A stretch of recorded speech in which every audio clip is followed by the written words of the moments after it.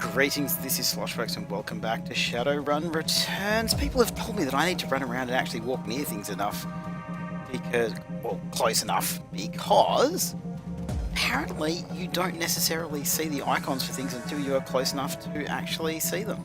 So this entire room up here we didn't explore, we really should run around, I guess.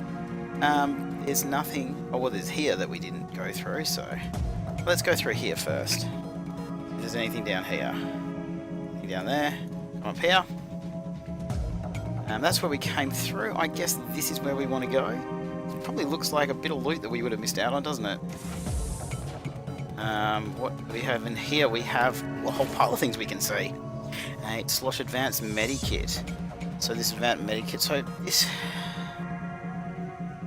stash thing, I do need to work out this stash thing. But it's okay, we'll just loot all this stuff. That's all. Oh, good.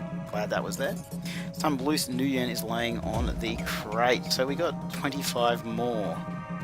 I guess there's nothing up any of these places. So I guess that was all we could find. That's okay. I'm still glad we went back and double checked, because if we didn't double check, it's our own stupid fault if we miss out on stuff. So let's go. We will move on to the next area now. I am absolutely loving this game. Let's head back to the Seamstress Union, catch a taxi, return to the Union despite Coyote's clear desire to stand on her own 2 feet. Parko needs to help her through the door into the Seamstress Union. Heads raised and the front room of the bar falls strangely silent. Parko stands by her side now, not speaking, his dark eyes flat with fury. Coyote presses a rag to her clawed-up face. She winces but manages to keep control as she breathes in slow, deep breaths to manage the pain. Taking a closer look, you see her arm isn't much more than shreds of meat and broken bone held together by tendons and burned skin. It'll be a miracle if she still has it by the end of the night. That's the first time I've managed to read all of the text while it was still loading. I am very proud of myself. Or my computer is going very slow. Let us continue. Mrs. Kubota is tending bar herself when Parko carries the mangled and bleeding Coyote into the Union. As soon as the boss lady lays eyes on her missing bartender, the place goes quiet. Fast. By the time she rounds the bar to meet you, Coyote is in the colour... Wait a second. By the time she rounds the bar to meet you, Coyote is the colour of wet spackle. And there's something new in her eye, fear. This woman has faced down hellhounds, but the sight of Mrs. Kubota has her staring at the floor and mumbling. It's a bit terrifying. Woman, how dare you miss 2 shifts and then come back and bleed on my floor? I'm sorry, Mrs. Kubota. I had a run that went bad. Sokar, I can see that. Your arm is a mess. Was this your crusade again? Do not answer, it will only upset me further. You caused me to worry about you, Coyote, and that distracted me from my business. Hi, Miss Kubota. My apologies again. Cherry, take her downstairs to Dr. Castle. Yes, ma'am. Tell Castle to put something new and shiny where that arm used to be. Mrs. Kubota, I can't afford a cyber arm. I am aware of your financial situation. When you are healed, we will discuss the concept with Giri, the debt of honor. Now go. Bleed elsewhere. Yes, ma'am. That's so cool. So we're getting 2 more karma. Now, we were going to have a little bit of a look at this because, if I remember correctly, it has been a few days since I played. Oh, I can't do it yet. Her anger at Coyote's rashness slowly washes from her eyes and is replaced by tears.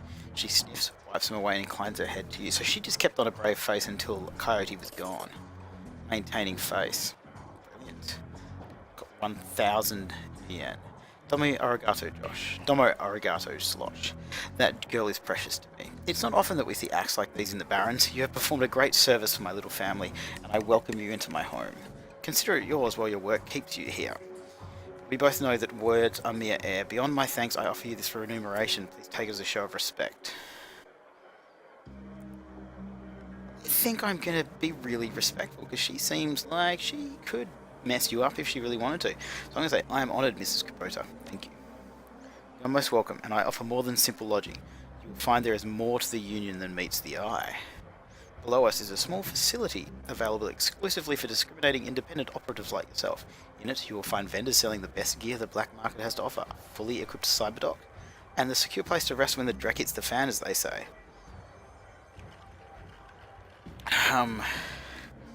Cyberdock? Indeed. Normally I require a percentage of the runner's income for the use of this facility, but as I said, you are family now. Consider it on the house. To gain entrance, play GAFFC on the piano. Can I talk to you about anything else? Okay. You mentioned Coyote's crusade. What is it? Coyote grew up in the Royale, but managed to escape that life. However, her cousin was apparently not so lucky. He came to town about a year ago and fell in with the wrong circle. He was introduced to sim chips and became addicted to BTLs. Bacon, tomato and lettuce. Yeah. Coyote has been tearing her way through chip houses for months now, searching for him and acting as a one-woman cleanup crew. Are any Johnsons or fixers here tonight? In addition to Mr. Delilah, you may wish to speak to Van Grass. He is often stage side. Van Grass is most often a receiver of found articles, but he occasionally has work.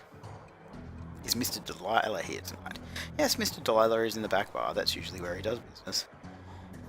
If you don't mind, how did you get involved in all of this? I'm a former runner. Now I provide a safe house and a marketplace for runners who need a trustworthy place to congregate and do business. Well, there we go. So we can go downstairs now, apparently. So downstairs would be here. Ah, it's the piano to go down. So we're gonna...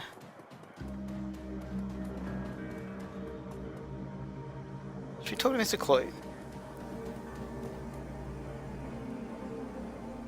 Okay, the hulking troll bouncer in the immaculate suit stands as impassively as ever. The absence of dust on his broad shoulders is the only real indication that the man ever moves. He nods to you when you approach. Evening. I see Coyote is back. Only a little worse for wear. We have you to thank for that. The having her back part, yes. You have the gratitude of everyone here, especially mine. Couldn't stomach losing anyone else so soon after what happened to Sam. Okay, now I'm a big dude too. Look, I seriously look like I'm hugging him. So you're just a big old sheepdog, aren't you? Not the comparison made of most trolls, but I'm happy to defy expectations. I feel that same way about myself. I'm happy to defy expectations, that's fine. Mind if I ask you a few questions? Do you have to pay extra for a manicure on hands that big? It's not the size they charge more for, it's the blood under the fingernails. He's going to punch me. You hear anything else about Sam's death? People are saying it was the Ripper, but people say a lot of things about what they don't know, or what they don't understand. Okay. Let's go downstairs and check out this new area.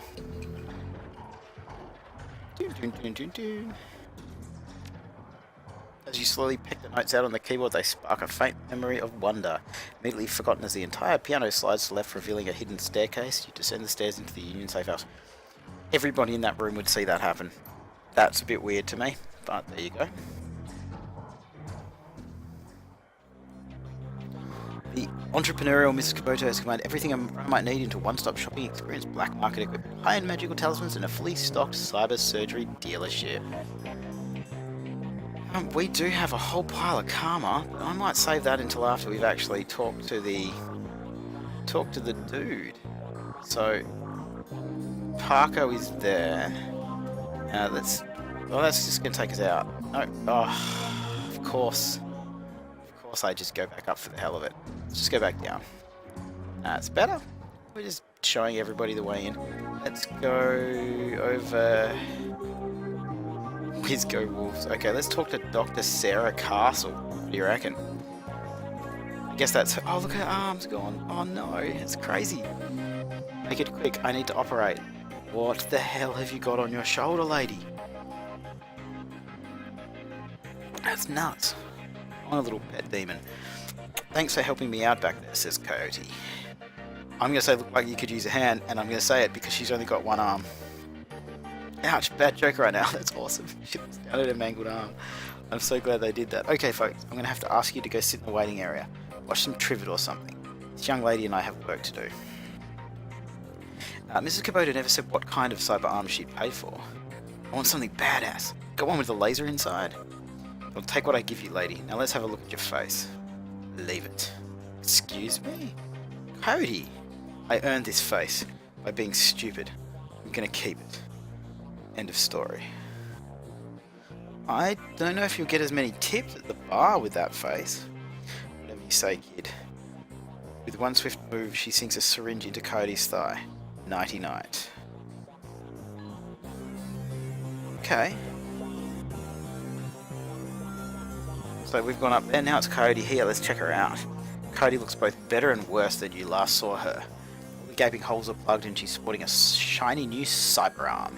Now that adrenaline has worn off, it's clear that she needs some rest.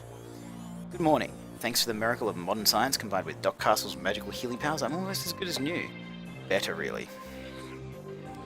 Can I talk to you for a few minutes, Cody? About Sam. Sam what? What about him? Sam's dead. Holy dreck, Sam! Can't say I'm surprised. He was on a downward spiral for a long time. What can I tell you? Tell me about Sam. I heard you liked him. I did. He made me laugh. No one else really seemed to like Sam's jokes, but I did. Did you guys jam? Whoa! She smiles at Parko. Easy lover. No, it wasn't like that. We were friends. I guess I knew him the best of everyone here. Sorry he's gone. I guess jamming with somebody. He's having some nit-nit wiggy-wiggy. You served Sam the night he died. What do you remember about that night? That was a pretty average night. Regular crowd, as I remember. Sam was drinking with a guy named Armitage. Jake Armitage? Yeah, you know him. Met him. He's a charmer too. She bites her lower lip. I like gingers. Interesting. Pretty sure I've got red hair, so you should like me. Anyway, Jake and Sam were having a few. Well, Jake was having a few. Sam was tossing them back, but good. Eventually got loud the way he sometimes did when he mixed drinking and who knows what, and Mrs. Kaboto wanted him ejected. Mr. Clue wasn't around. Can't remember why. So she asked Jake to do the honours. Jake dragged him out the back into the alley, and that's the last time I saw Sam. So you said he got loud. Do you remember what he was saying, Coyote?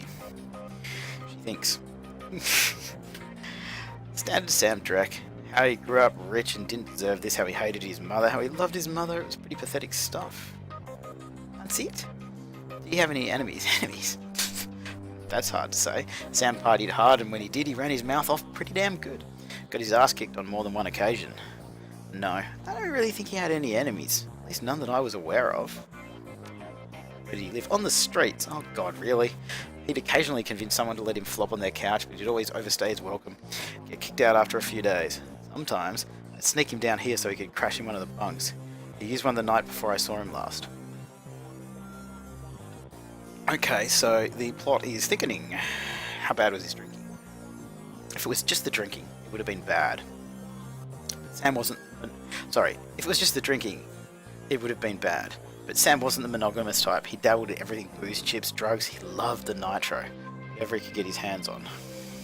Nitro does sound fun. It wasn't always like that, but once he got sick, he started using more and more stuff to try and forget about it. Wait a second. Sam was sick? Dying. Didn't you know? Everyone could tell. You could just look at him and see he was a walking corpse. It had to be the drinking. Then he disappeared for a while, and one day he came back all better. Looked good even. Did he say how he got better? He said his mum helped him out. Never said how though. Thanks, Cody. Now I need you two to do something for me.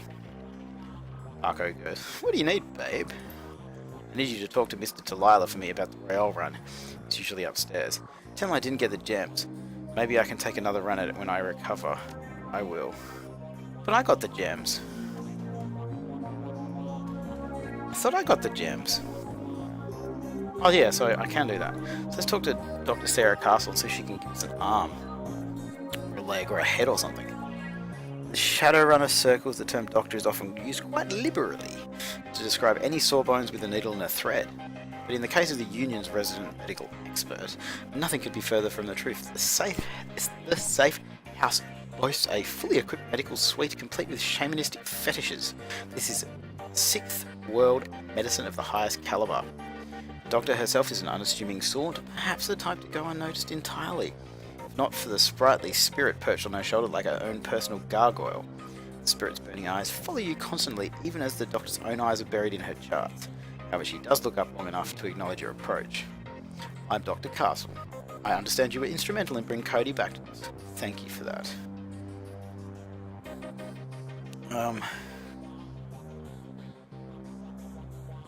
You're welcome, Doc. My guy's polite. It's okay. High praise for a simple arm swap, especially since she wouldn't let me repair her face. She knows you eyeballing the facilities. I can tell you're surprised to find a full-service med bay under a dive bar in a slum. Don't be. This is a Shadowrunner bar after all. purveyor of cyberware and trauma kits, there is no better place to set up a practice. I patch runners up, install and maintain their cyberware, provide medical supplies for their runs. I may not be as mobile as Doc Wagon, but I'm the next best thing. What cyberware do you have available? Okay, so what can we get? Okay, that's not all that fantastic.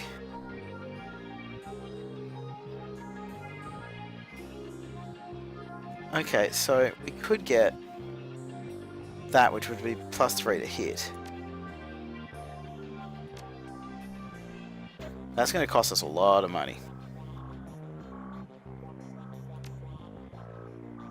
Okay, so I'm not actually going to buy that. What's that on your shoulder? This little guy supports the healing rituals I perform on my patients after surgery, dramatically reducing their recovery time. A standard procedure, but the results speak for themselves. Okay, so I'm just going to have a look around here. We don't really have anything we can... Yeah, you said hey to me. Do you want me to actually talk to you? You just want to say hey? Whatever.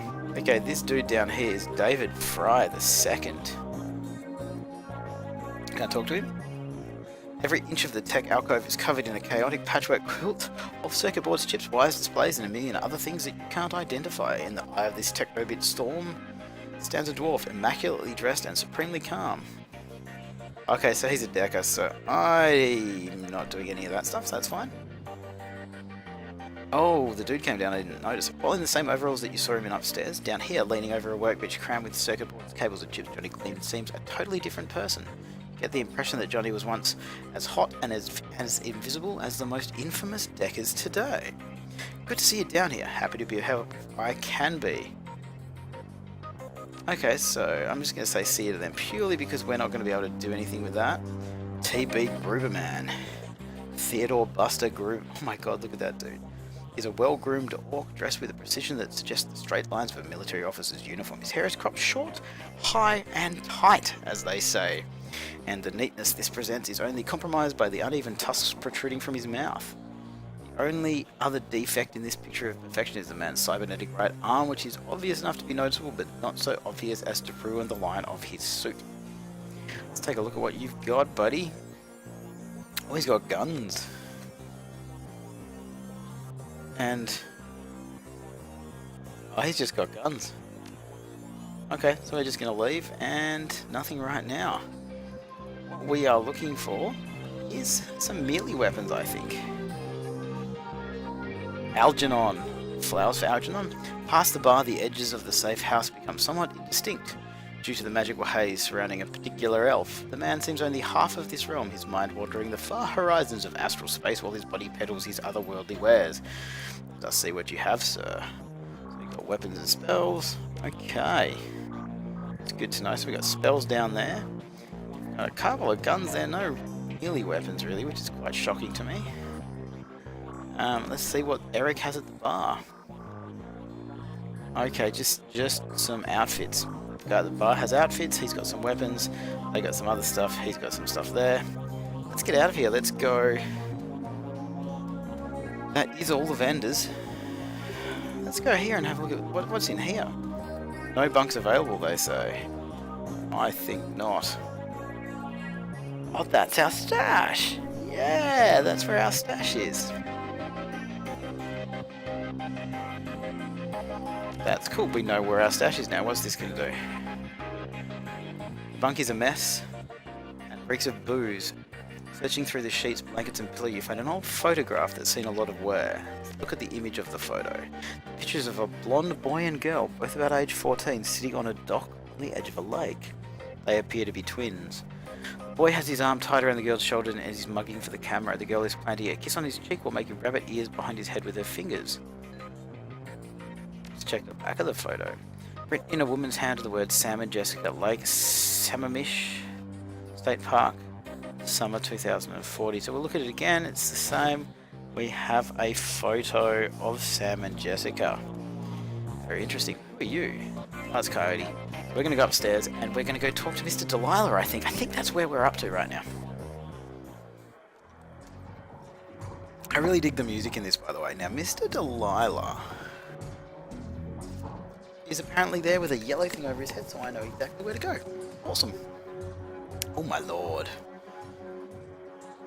Mr. Delilah looks small and tough with an untraceable shotty on his back and a heavy vest under his trench coat. He's got the air of someone who gets things done, and occasionally does them himself. He might be an ex-runner, one of the rare ones smart enough to move over to management when he felt his reflexes slowing down. Mr. Delilah, we have business to discuss. What business? I ain't got no business with you. We're with Coyote. She's indisposed at the moment. The mention of Coyote finally gives you his full attention. Why didn't you say so? Coyote's late and my client is getting anxious. Where is she?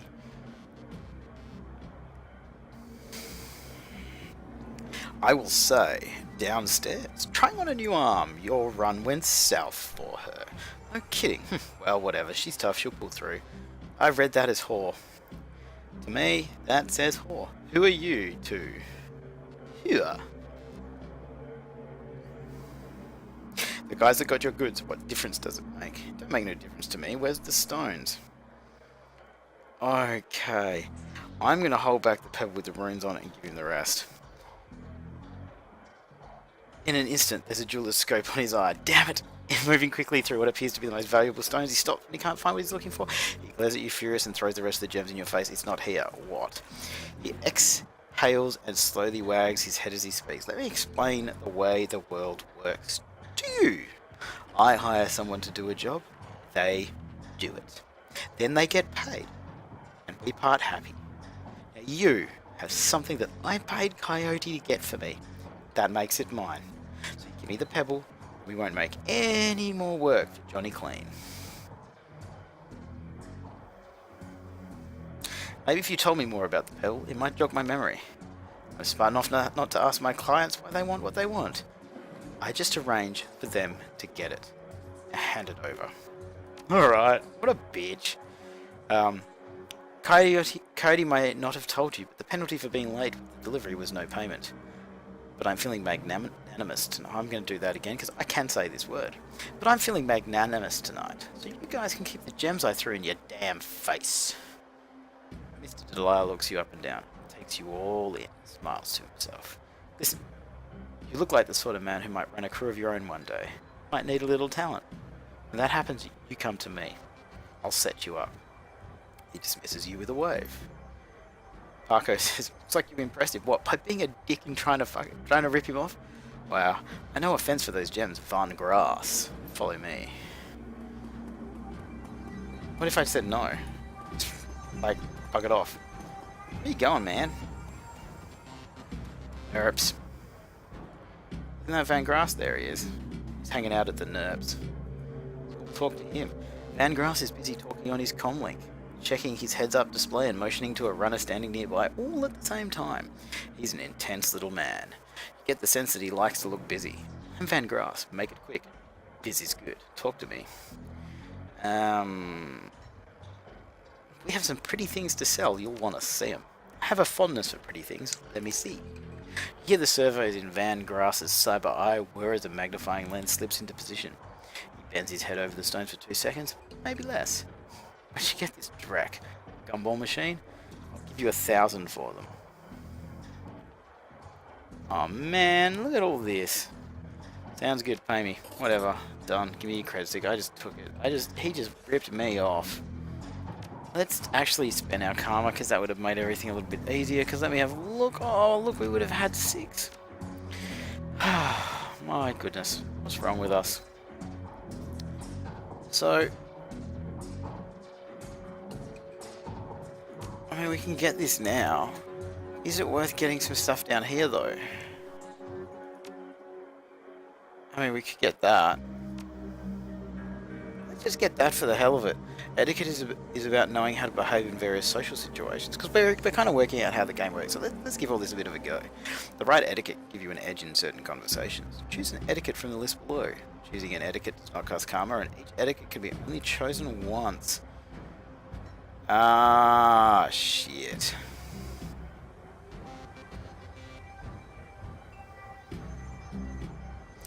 I mean, I know how to hang out with Shadowrunners, so I mean, that's the only thing I can think of, so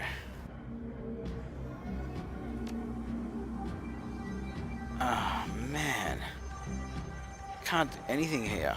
Okay, so yeah, we'll just confirm that. It's fine. Probably made my character a bit crappy now. Okay, so let's have a look at our quest. So we have found a fence for the remaining stones.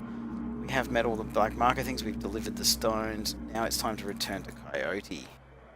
So if we go back this way, we head back down. Hello, Johnny Clean. So he just walks up and down with us, just following us. It's weird. Coyote should be here. Hey, baby. Where's Parko gone? You're back. I think the highlights of the Wolves game will be on soon. Want to take a load off and watch with me? Found something in the bunk Sam was using. Yeah, great. What was it?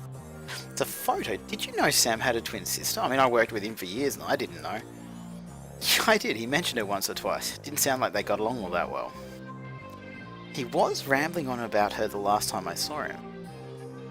By that point, he was completely gone, though. Really couldn't follow what he was saying, but he sounded miserable. Ooh, that's a weird sound.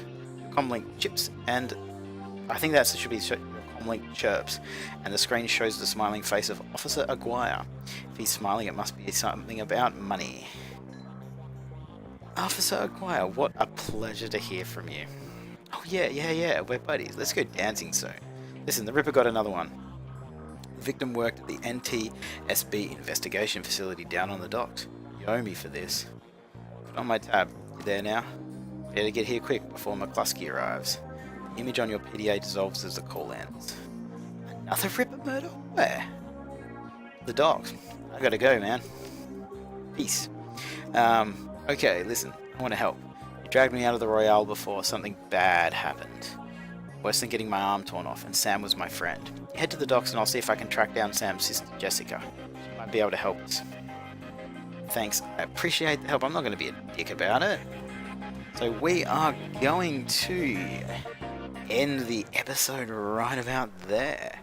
We will be catching a cab from the front of this building to go down to the docks to check out the new Ripper murder as soon as we get back in the next episode. But we're about 28 minutes in and this seems as good a place as any to stop. So I am really digging this game. It is very linear, but the story is awesome. The writing's great, and I really do dig the world that it's set in. So I'm really liking this. So as always, guys, thank you for watching, and I will see you next time.